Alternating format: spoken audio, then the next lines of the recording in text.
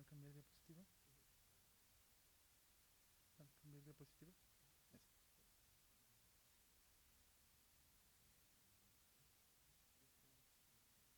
¿Estamos?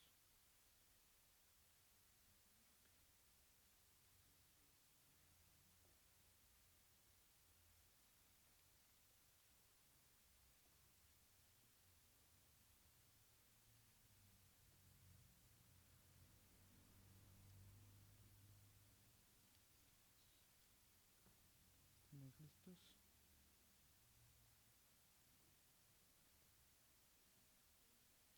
¿Listos? Buenos días. Buenos días a todas las hermanas y a todas las personas que nos ven a través del canal. Una transmisión más de la región Santa Mónica. Vamos a continuar con el programa de clases adicionales a la conferencia de mujeres. Como saben, el martes de la semana pasada tuvimos uno que fue muy buena. Gracias a Mario Regalado por su participación. Y esta mañana tengo la oportunidad de compartir un mensaje para todas las hermanas, para todos los amigos que nos pueden sintonizar y nos pueden ver. Vamos a comenzar esta mañana con una oración. Vamos a poner este tiempo en manos de Dios, porque para Él es quien trabajamos, para Él es quien hacemos las cosas que hacemos, pero sobre todo a Él es a quien merecemos darle la honra y la gloria de todas nuestras acciones. Padre poderoso del cielo, esta mañana, Señor bendito, queremos venir delante de usted, Dios, a poner nuestra vida en sus manos, Señor, a poner nuestro corazón, nuestros pensamientos, nuestras intenciones, Señor, a buscar su dirección, pero sobre todo, Dios, a reconocer que usted es el único que puede mover nuestra vida, que puede ayudarnos, que puede transformarnos, que puede hacernos cambiar, y que usted tiene la guía correcta para la vida, Señor. Que sus planes son perfectos, que usted no se equivoca, que usted es quien da la dirección, aunque a veces pareciera a nuestro juicio que es la dirección equivocada, Señor, pero sin duda el tiempo siempre le da a usted la razón. Gracias por esta oportunidad, gracias por todo lo que usted pone hoy a disposición a pesar de la contingencia, Señor, a pesar de que estamos pasando momentos difíciles, a pesar de que hay mucha incertidumbre, Señor, en el ambiente, a pesar de que hay mucha preocupación. Dios, usted encuentra las herramientas para que su palabra no se detenga, Señor. Usted encuentra la manera de llevarnos tranquilidad, de ver que hay una oportunidad, Señor, y que solo debemos de confiar en que usted está en control de todo, Señor. Gracias por Jesús, gracias porque esa es la prueba más grande de que usted nos ama, y gracias porque Él es el ejemplo que usted ha puesto para seguir nuestras vidas. Le oramos en ese bendito nombre. Amén. Pues bien, esta mañana vengo a hablar de dos cosas que normalmente solemos confundir porque el mundo nos ha hecho verlo así. Yo me pregunto cada que encuentro la definición de algo, ¿bajo qué contexto determinamos esa definición? Si hablamos de medicina, obviamente un grupo de médicos determina el significado. Si hablamos de religión, lo lógico sería que personas eruditas en la religión determinaran un significado. Sin embargo, hay cosas que son inherentes para toda la población. Hay cosas que son para eh, personas creyentes, pero para personas no creyentes, y que ese sincretismo nos ha hecho a veces confundir nuestra mente y es lo que nos lleva a tener conceptos erróneos de las situaciones. Uh-huh. Hay algo que se aplica mucho, o a lo cual se contextualiza mucho lo que acabo de decir, que es a este par de palabras: dolor o sufrimiento. Normalmente tratamos a ambas como un sinónimo. Sé que esta no es una presentación médica, voy a tratar de ser muy breve, de tratar de simplificar lo que cada una significa para que de allí le podamos dar un contexto, una connotación adecuada en nuestras vidas. Si ustedes ven esta imagen, lo que trae a la mente de la mayoría es dolor, ¿no? Vemos articulaciones, vemos el sufrimiento, vemos puntos rojos marcados en la imagen, y el hombre que está postrado de alguna manera transmite sufrimiento, transmite una pena. Y eso es lo que nos lleva a estar confundidos. Médicamente hablando, el dolor es la primera causa mundial de consulta. Si ustedes pensaban que era por otra cosa, no. Uno normalmente no va o la mayoría de las personas no van normalmente al médico hasta que no tiene mucho dolor. Puede traer el malestar semanas, meses, pero asiste a consulta hasta que el dolor ya no lo dejó dormir. El problema odontológico es más o menos algo similar. La persona puede traer el dolor días, semanas, pero si esta noche no duerme, inevitablemente mañana se va a presentar a consulta. Entonces, para poder entender qué es el concepto de dolor, vamos a definir, de acuerdo a la Asociación Internacional para el Estudio del Dolor, este es una experiencia sensorial y emocional desagradable, asociada a daño tisular, real o potencial, o descrita en términos de dicho daño, es decir, a mayor extensión de la lesión, mayor daño. Y llama la atención que a pesar de que esta definición la hace un grupo de médicos, sí se considera también como algo emocional, algo que puede estar influyendo en nuestras vidas. Ahorita vamos a separar esa parte emocional.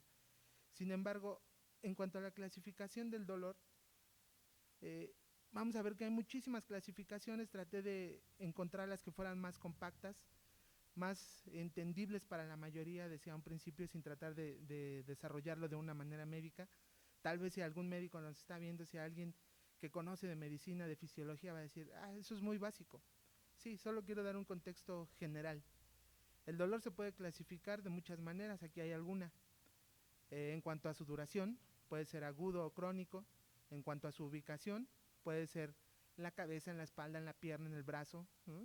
En cuanto a la severidad, puede ser leve, moderado, severo.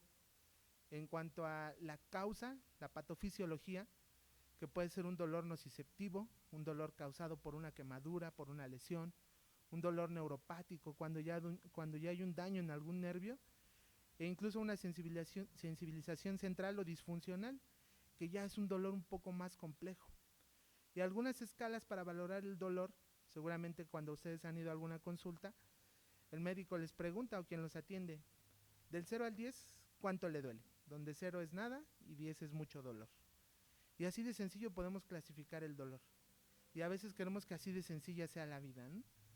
Si me duele poquito, más o menos, ya no lo aguanto, o de verdad esto es insoportable. Esa es una manera sencilla de clasificar el dolor. De tal manera que el dolor realmente es una incapacidad, es una enfermedad y no solo puede ser un síntoma. El dolor limita la capacidad y la habilidad de las personas para realizar actividades cotidianas. Es una señal inicial de advertencia de que algo no está funcionando bien en el cuerpo. Simplemente que a veces nosotros no sabemos entender las señales de nuestro cuerpo. Actúa como un factor de protección, ya que ayuda a evitar lesiones corporales, ¿no?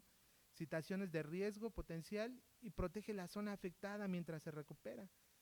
Y a veces, sin ser médicos, sin ser personal de salud, podemos darnos cuenta que eso es real. Yo trato de proteger la zona que me duele. Algunas personas hacen lo imposible para evitar o intentar aliviar el dolor. Pero ¿qué creen? El dolor es un mecanismo de defensa. Si no pudiéramos sentir dolor, no pudiéramos tener esa capacidad de defendernos. Si no sintiéramos dolor, no pudiéramos protegernos de situaciones en las cuales nuestro sentido nos dice que vamos a sufrir, que vamos a estar siendo agredidos, que vamos a experimentar algo que es doloroso. Esta imagen, a diferencia de la otra, es un poco más explícita. Podemos ver a alguien que sufre, y es aquí donde vamos a empezar a hacer nuestro discernimiento. El sufrimiento es una sensación más que física, es una sensación de la mente. Es una sensación consciente o inconsciente que aparece reflejada, y entre más tiempo la dejemos ahí, se va a transmitir en un padecimiento, agotamiento o hasta infelicidad, que eso sí ya es otro tema más profundo. Sinónimos de sufrimiento pueden ser la pena o el dolor. A diferencia del dolor, el sufrimiento no se puede medir o cuantificar. No podemos hacer escalas como las que vimos anteriormente, donde digamos, ¿qué tanto está sufriendo? Dígame, si 0 es nada, o 10, 5 está sufriendo más o menos, o 10 está sufriendo mucho. Eso no se puede hacer. No podemos definir si el sufrimiento es agudo, si el sufrimiento es crónico, si el sufrimiento es severo. Eso no se puede hacer. Es ahí donde radica la principal diferencia. El sufrimiento depende de cada persona. El sufrimiento radica en la reacción de un individuo ante un hecho determinado. Podemos estar viviendo la misma situación y reaccionar de una manera diferente. Y entonces la realidad, aunque es la misma para las dos personas, está enfrentada de una manera diferente. El sufrimiento viene a causa de nuestra propia reacción, de lo que hay en nuestra mente. Este tipo de dolor, este tipo de dolor al que hemos confundido, y ahí es donde no sabemos si es sufrimiento o es dolor, surge en la mente, ya que depende del miedo, de los deseos y las exigencias de cada uno. Muchas veces estamos esperando ciertas cosas y al no obtenerlas es donde viene el problema. Entonces el dolor de este sufrimiento o este sufrimiento que nosotros queremos materializar como dolor, lo que llega a producir es una frustración o una ansiedad. Trato de explicarme. Esta semana, precisamente el lunes, viví una situación un poco de incertidumbre en mi familia. El lunes por la tarde mi niño pequeño se quemó. Me habla mi esposa y me dice, el niño se quemó. Yo estaba trabajando y viene a mi mente una sensación de angustia, ¿sí? Una sensación de ansiedad. ¿Qué estará pasando? Mándame una imagen. Veo la foto y digo, ok, no es algo tan grave.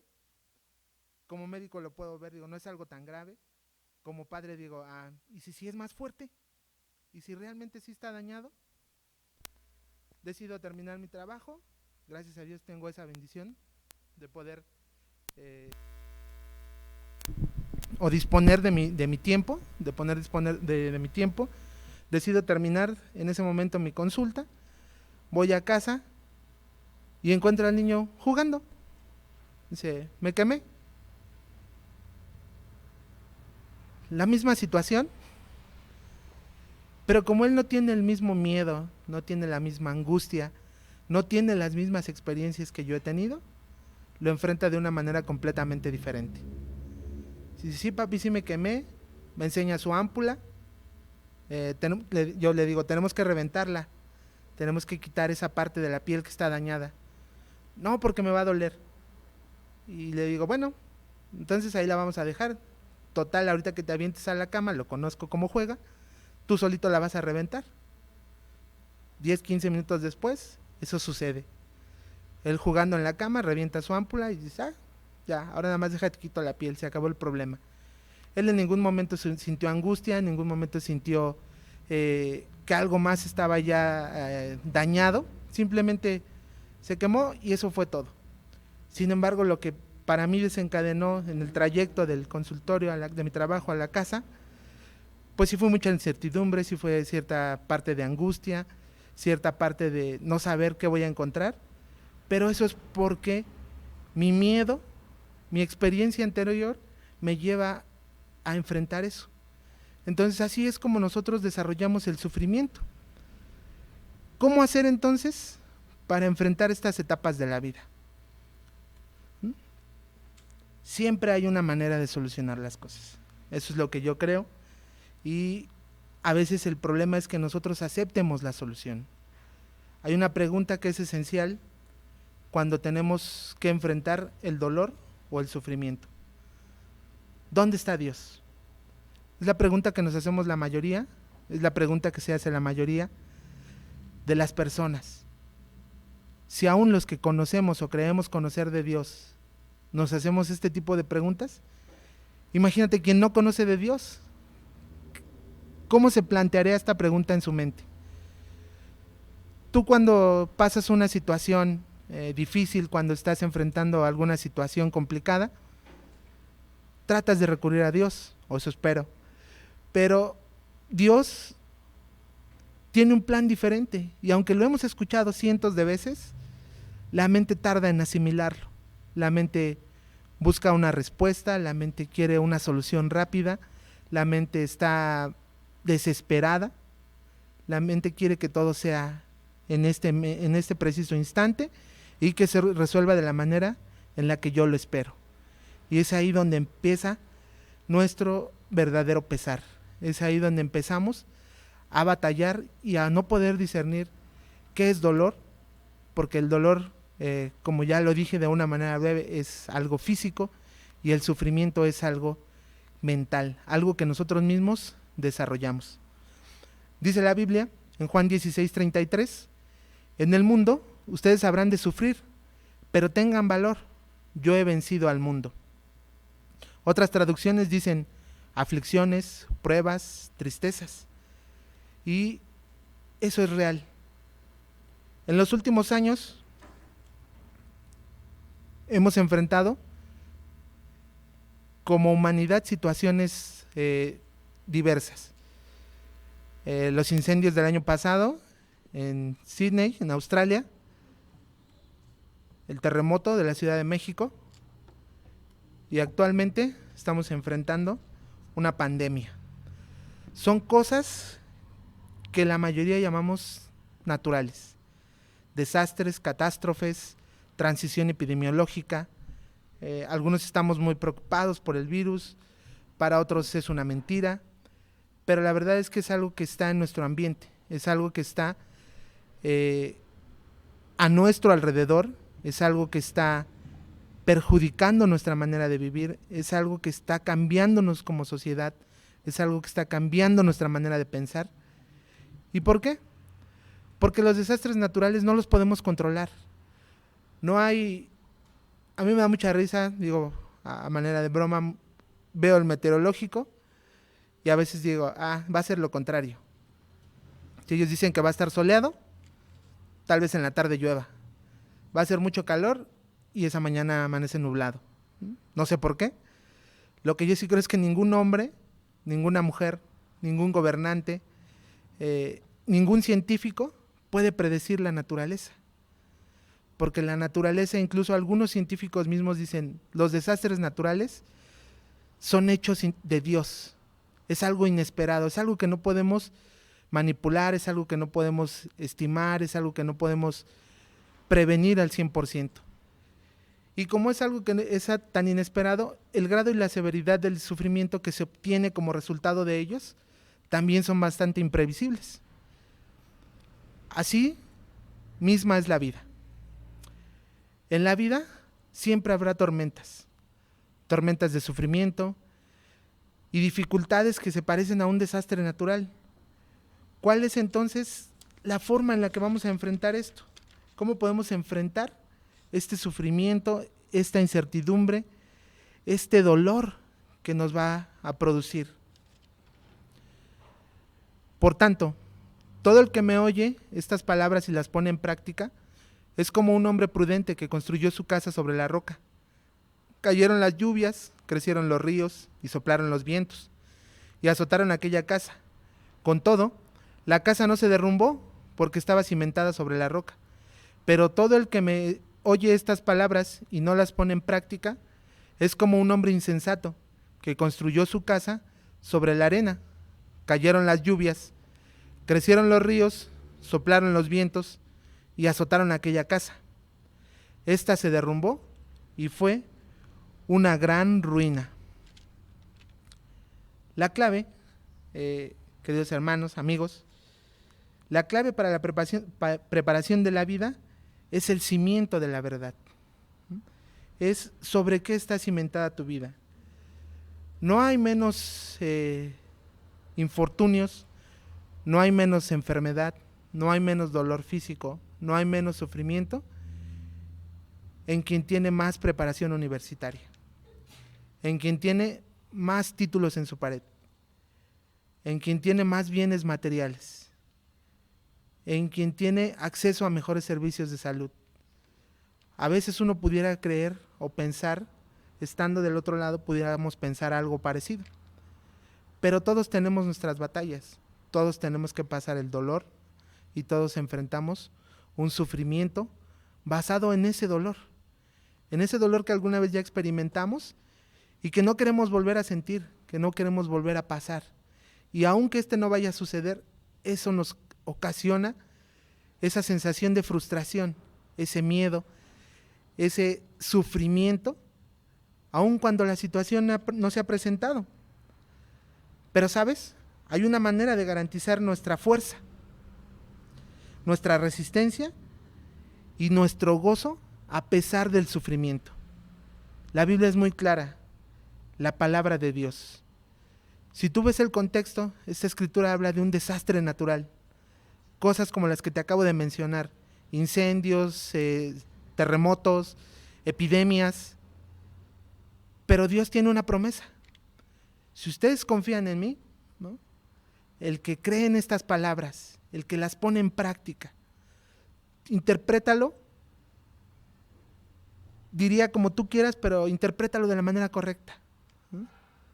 Construye sobre algo fijo, construye sobre algo firme, que las situaciones no te hagan temblar, que las situaciones no te hagan retroceder, ¿no? Solo así puedes prepararte para enfrentar el sufrimiento. ¿Cómo prepararse para enfrentar el sufrimiento? No hay persona, decía hace un momento, que escape del sufrimiento. No, el sufrimiento no te lo va a evitar el poder adquisitivo, el sufrimiento no te lo va a evitar la educación universitaria, el sufrimiento no te lo van a evitar tus padres, el sufrimiento no te lo van a evitar tus hijos. Al contrario, tal vez las personas te van a provocar más sufrimiento. ¿Cómo puedes evitar o cómo puedes estar listo para el sufrimiento? Porque no va a haber manera de evitarlo, pero sí hay una manera de enfrentarlo. Dice la palabra de Dios: el discípulo no es superior a su maestro, ni el siervo superior a su amo. Estos dos planteamientos son axiomáticos, es decir, no es algo que tengamos que demostrar, porque las mismas palabras nos dan a entender de qué se trata. El discípulo escoge a su maestro. Uno escoge lo que quiere estudiar, como el que escoge ser ingeniero en sistemas, el que escoge ser ingeniero aeroespacial, el que escoge ser médico, el que escoge ser odontólogo, el que escoge ser veterinario.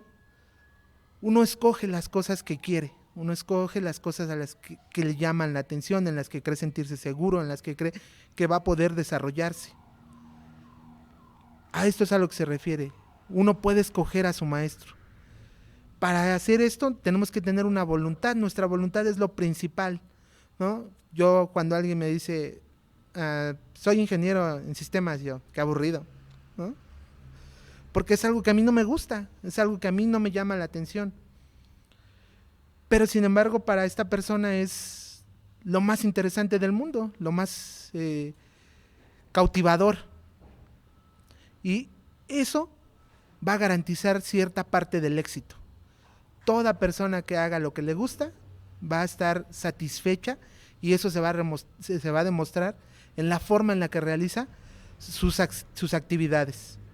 La otra parte que dice, el Señor compra a su siervo. Sabemos obviamente de qué Señor hablamos. El Señor nos escoge a nosotros. Y aunque pareciera ahí que no tenemos opción, ¿qué crees? En ambos casos debemos de ser sumisos. Para que las dos cosas funcionen, debemos de ser sumisos. Es un privilegio que Dios me haya escogido, es un privilegio que Dios te haya escogido. Ahora, ¿qué tan dispuesto estás tú a escogerle a Él como un maestro? ¿Qué tan dispuesta estás tú a escogerle a Él para que las cosas funcionen de una mejor manera? Siempre va a haber dificultades. Si tú quieres ser como tu maestro, cuando uno entra a la universidad, cuando uno entra a la facultad, ves a los primeros profesores que se presentan y de la carrera que sea, ¿no? Y te dicen, yo soy tal, tengo tal maestría, tengo este título universitario, tengo esta maestría, tengo este doctorado, tengo este diplomado, y tú quieres ser como ellos, ¿no? Cuando conoces a alguien que es exitoso en el mundo, inevitablemente quieres ser como ellos, ¿no? Si tú quieres ser como Jesús, si tú quieres aprender a enfrentar el sufrimiento como lo enfrentó Jesús, déjame te digo, ¿cómo trató el mundo a Jesús? Dice la Biblia, en Mateo 26:36. Luego fue Jesús con sus discípulos a un lugar llamado Getsemaní y les dijo, siéntense aquí mientras voy más allá a orar. Se llevó a Pedro y a los 2 hijos de Zebedeo y comenzó a sentirse triste y angustiado. Es tal la angustia que me invade que me siento morir, les dijo. Quédense aquí y manténganse despiertos conmigo. Yendo un poco más allá, se postró sobre su rostro y lloró.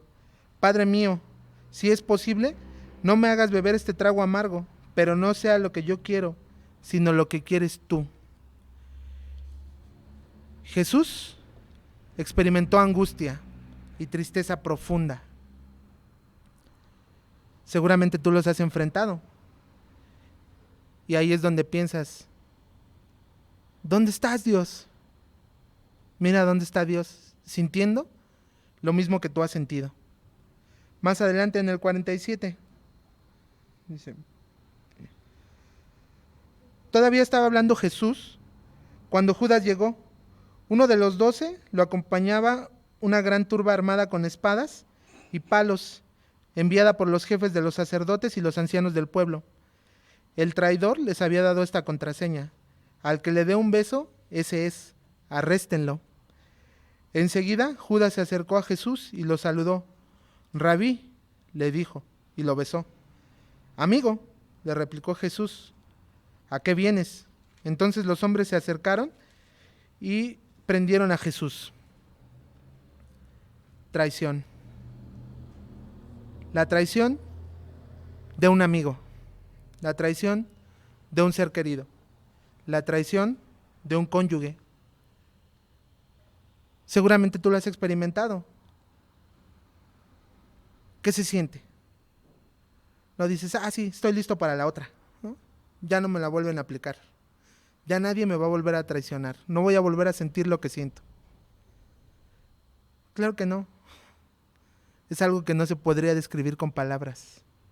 Es algo que no pudieras expresar de una manera que quedase clara para todos los que te escuchan. Es algo que no se puede transformar. Dice,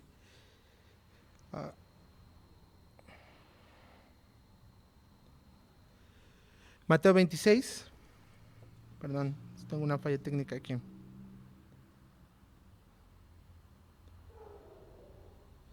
Un error en la...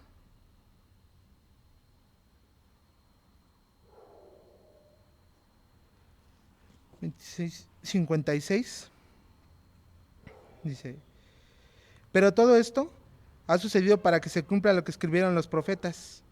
Entonces todos los discípulos lo abandonaron y huyeron. Abandono.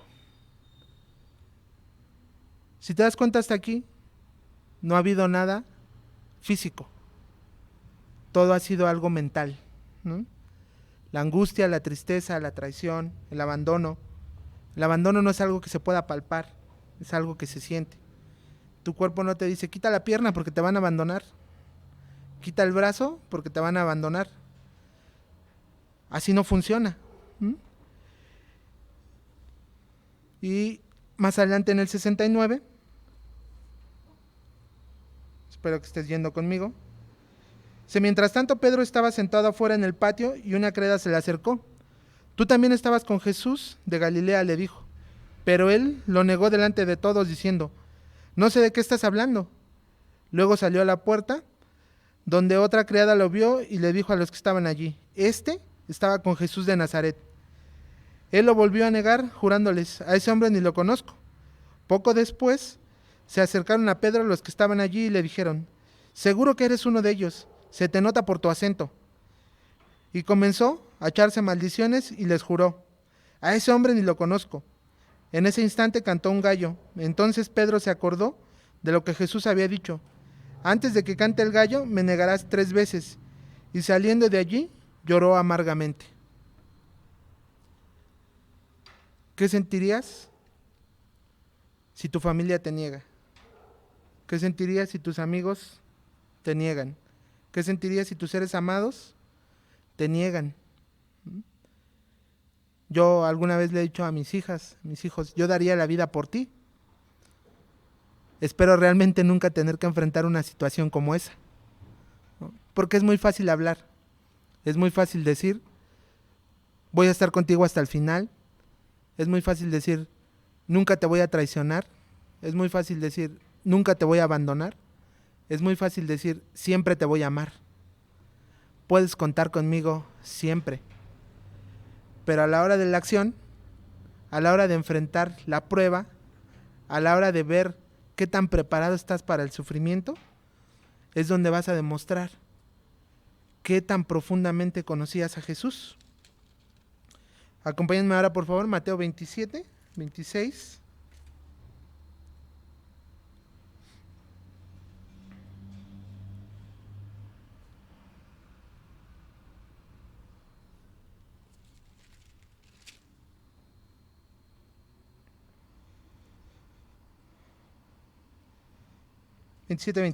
Los soldados del gobernante llevaron a Jesús al palacio y reunieron a toda la tropa alrededor de él. Le quitaron la ropa y le pusieron un manto de color escarlata. Luego trenzaron una corona de espinas y se la colocaron en la cabeza, y en la mano derecha le pusieron una caña.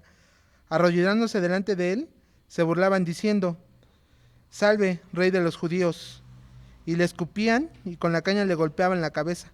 Después de burlarse de él, le quitaron el manto, le pusieron su propia ropa y se lo llevaron para crucificarlo. Al salir, encontraron a un hombre de Cirene que se llamaba Simón y lo obligaron a llevar la cruz. Llegaron a un lugar llamado Gólgota, que significa lugar de la calavera. Allí le dieron a Jesús vino mezclado con hiel, pero después de probarlo se negó a beberlo. Lo crucificaron y repartieron su ropa, echando suertes, y se sentaron a vigilarlo. Encima de su cabeza pusieron por escrito la causa de su condena: este es Jesús, el rey de los judíos. Con él crucificaron a 2 bandidos, uno a su derecha y otro a su izquierda. Los que pasaban meneaban la cabeza y blasfemaban contra él: tú, que destruyes el templo y en 3 días lo reconstruyes, sálvate a ti mismo, si eres el Hijo de Dios, baja de la cruz. De la misma manera se burlaban de él los jefes de los sacerdotes junto con los maestros de la ley y los ancianos. Salvó a otros, decían, pero no puede salvarse a sí mismo, y es el Rey de Israel. Que baje ahora de la cruz y así creeremos en él. Él confía en Dios, pues que lo libere Dios ahora, si de veras lo quiere. ¿Acaso no dijo: yo soy el Hijo de Dios? Así también lo insultaban los bandidos que estaban crucificados con él.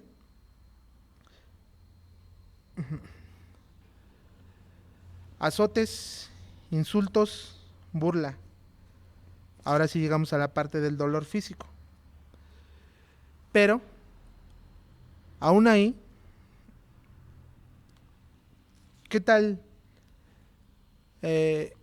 cuando en tu grupo de amigos, cuando en tu comunidad,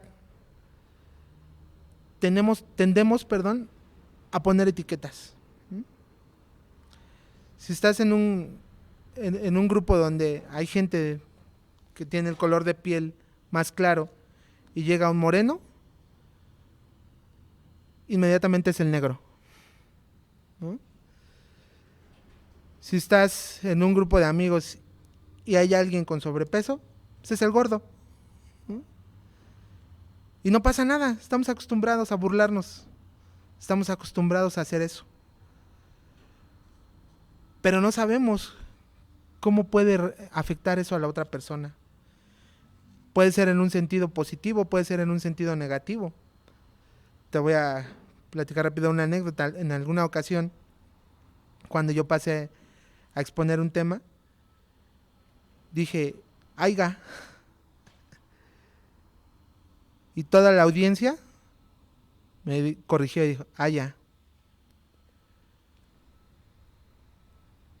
Y eso, cada vez que yo voy a pronunciar la palabra haya, la repaso 3 o 4 veces en mi mente, para asegurarme de que no voy a decir haiga, para que no vaya a decir haiga sido como haiga sido.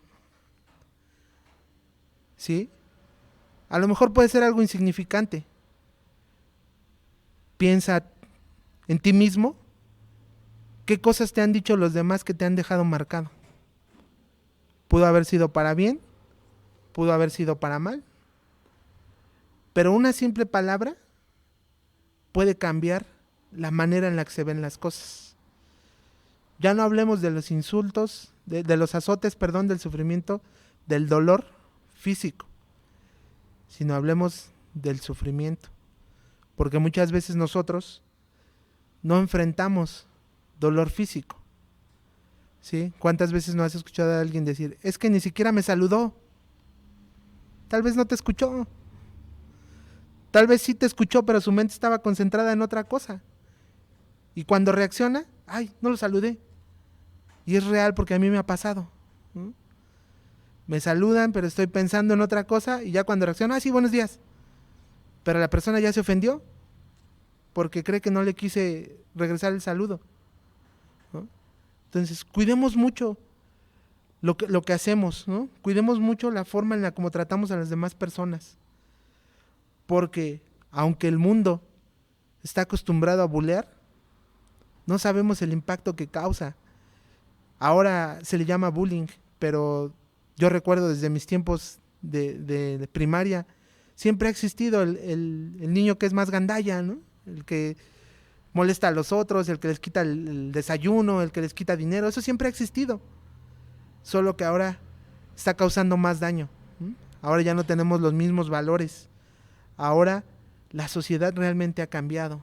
Y pareciera que cuando decimos ahora, te refieres a hace 50, 60, 70 años. No hace tanto tiempo de eso. ¿Sí? Continuemos. En el 45 y el 46 dice, desde el mediodía y hasta la media tarde, toda la tierra quedó en oscuridad. Como a las 3 de la tarde, Jesús gritó con fuerza, Elí, Elí, lama sabactani, que significa, Dios mío, ¿por qué me has desamparado? Esta frase expresa la magnitud del sufrimiento, no del dolor. Jesús estaba sufriendo. Su mente ya no sabía para dónde hacerse. El sufrimiento que enfrentaba al sentirse desamparado.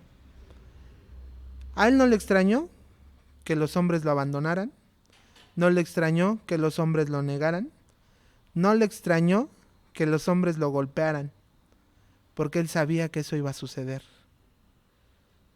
Pregunto, si a Jesús lo trataron así, ¿cómo esperas que te traten a ti? Si Jesús es tu maestro y quieres parecerte a tu maestro, ¿estás dispuesto a recibir lo que él recibió? ¿Crees que en algún momento puedas tener la capacidad de enfrentar las cosas como él las enfrentó? Lo único que de verdad causó un sufrimiento en Jesús fue el sentirse alejado de Dios, el sentirse alejado de su Padre. Yo no veo en ninguna parte de la Escritura que él se haya quejado porque lo azotaron, que él se haya quejado porque le pusieron una corona de espinas, que él se haya quejado por cargar una cruz. Tenía el dolor físico, claro, eso es más que obvio, pero no dijo, no me azoten. ¿Soportó? No dijo, no me pongan la corona. La soportó. Porque el dolor físico sí estaba debilitando su cuerpo, pero su mente y su espíritu estaban más que fortalecidos. Termina la escritura diciéndonos en el versículo 50. Entonces Jesús volvió a gritar con fuerza y entregó su espíritu. Yo creo personalmente que lo que terminó de matar a Jesús fue ese sufrimiento emocional, ¿no?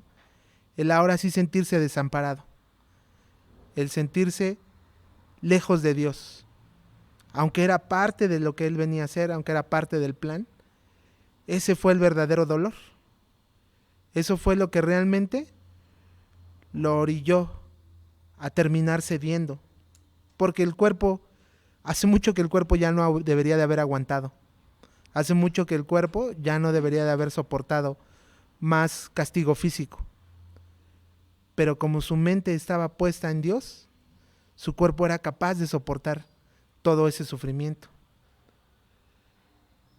Pregúntate a ti mismo, a ti misma, ¿qué tan dispuesto estás a enfrentar el sufrimiento?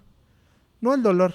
El dolor físico lo enfrentamos todos, los que creen y los que no creen en Dios. El dolor físico lo enfrentan los ateos, las enfermedades lo enfrentan los ateos. No puedes decir, ¿por qué Dios me castigas con esta enfermedad? También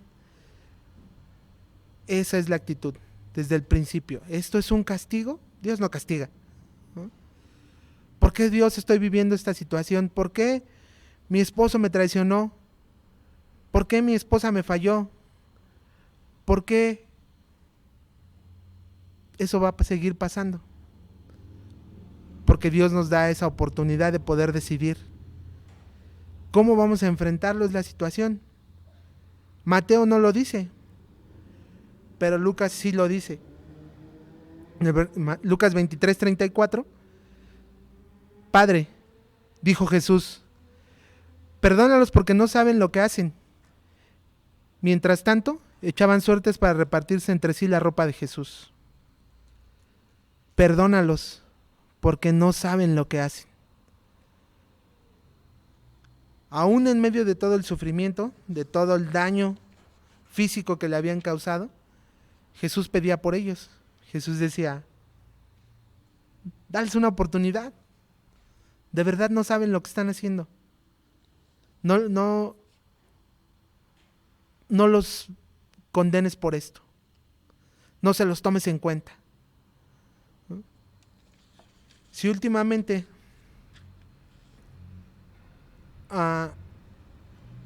queremos autocomplacernos, si no queremos sufrir, todos quisiéramos gozar del beneficio de ser el maestro, del beneficio de ser el Señor, del reconocimiento, de la admiración, del respeto. Pero Cristo no lo pone así. Cristo lo pone, digámoslo, desde un punto de vista más real, o si quieres verlos desde un punto de vista incluso negativo. El siervo no estará más exento de persecución y oposición que Jesús. Mientras más seamos como Cristo, más el mundo nos tratará como lo trató a Él. Mientras más te empeñes en tener una vida espiritual, más oposición vas a encontrar, más sufrimiento va a llegar a tu vida, más dolor físico. Pero tienes la oportunidad y tienes la guía para salir. Si no estás sufriendo lo suficiente, tal vez sea hora de examinar tu vida. Y no me refiero a que tengas que pasar por todo lo que mencioné, ¿sí? Si para ti es más fácil acomodarte a tu círculo social, si para ti es más fácil renunciar a los problemas, si para ti es más fácil darle la vuelta, si te avergüenza decir que eres cristiano, si tu actitud no demuestra que eres un cristiano, entonces tal vez sea tiempo de examinar tu vida. Vamos a terminar, dice la palabra de Dios, examínense para ver si están en la fe. Pruébense a sí mismos. ¿No se dan cuenta de que Cristo Jesús está en ustedes? A menos que fracasen en la prueba. Si tú sientes odio por alguien, si tú sientes resentimiento, si hay amargura, si hay rencor, si hay odio, creo que estás fracasando en la prueba. Si no puedes perdonar, estás fracasando en la prueba. Si no puedes redefinir, como decía Mario, estás fracasando en la prueba. Solo hay algo que nos limita para poder enfrentar de la manera adecuada el sufrimiento, para poder discernir entre lo que es dolor y lo que es sufrimiento. Y somos nosotros mismos. El dolor es físico, el sufrimiento es mental. Más allá de la mente no hay sufrimiento. El dolor es esencial para la supervivencia del cuerpo, pero nadie te obliga a sufrir. El sufrimiento tú lo decides. El sufrimiento tú lo magnificas o tú lo minimizas. No hay otra manera. Está en ti. Tienes una guía que es la palabra de Dios. Si hay una manera de prepararte para enfrentar la traición, el abandono, las pérdidas, claro que la hay, pero a veces nosotros mismos nos negamos. Y no estoy diciendo que no te pueda ayudar un terapeuta, claro, pero nosotros como cristianos, como discípulos de Jesús, tenemos la herramienta más importante, la Biblia misma. Que este sea un gran día. Espero haber transmitido el mensaje de Dios y sobre todo espero que puedas grabar en tu corazón que hay una manera de enfrentar el sufrimiento. Estos días sabemos que van a ser difíciles, que van a ser complicados, la situación está por empeorar en cuanto al número de casos, como ustedes han visto, de esta epidemia, con los días van aumentando y el pico real se espera en los próximos días. Pero si confiamos en Dios, si ponemos la situación en manos de Dios, todo va a salir adelante. Que tengan un gran fin de semana. Gracias.